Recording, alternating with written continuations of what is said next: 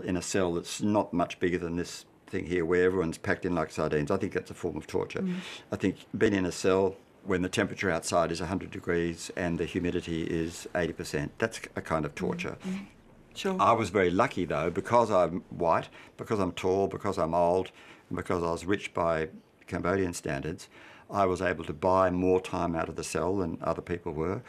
I had family bringing things in for me, so a lot of the very worst aspects of the torture were mitigated by the privileges that accrue to me as being a member of the First World, basically. But I think that in lots of ways that prison situation was torture.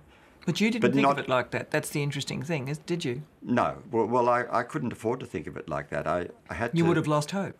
Well, I would have lost hope. But where does despair get you? Despair gets you absolutely nowhere at all. And of course, that's what all of our ancestors have done since time immemorial. They've had to keep going, and they've had to deal with many more difficult circumstances than I had to deal with. I mean, your father, your grandfather, your great-grandparents, war, depression, famine, that's where we come from. A long line of people that have had to deal with really, really difficult stuff, and they haven't been able to give up hope. James Ricketson was the second of 5 children.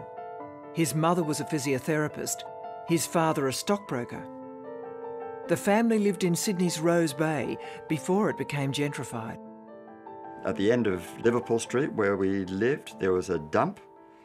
We played in the rubbish dump. That was our playground.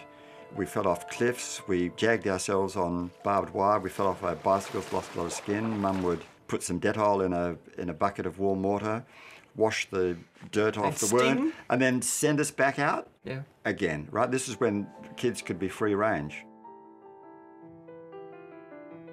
I was christened at St Mark's in Darling Point. Very famous church. A famous church. My mother and father were married at St Mark's. I was a Boy Scout at St Mark's. We went there at Easter and christenings and Christmas Day, so we were kind of part-time Christians, but we were brought up with the words ringing in our ears from my mother in particular, but also from Dad, do unto others as you'd have them do unto you, right? Which predates Christianity. Rule.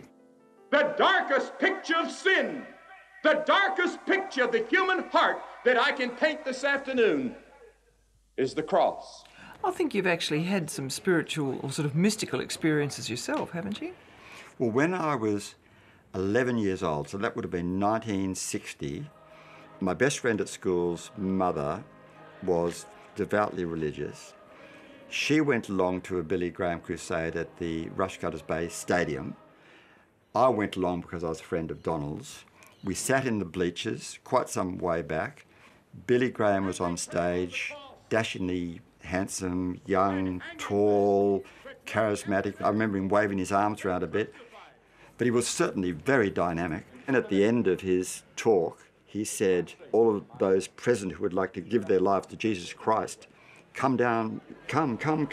And there was a choir of 300 people, and they started singing some very inspiring choir, and everybody started flocking down to the front, and I joined in. The hair on the back of my neck was tingling. It was like the first rock concert I'd ever been to, basically.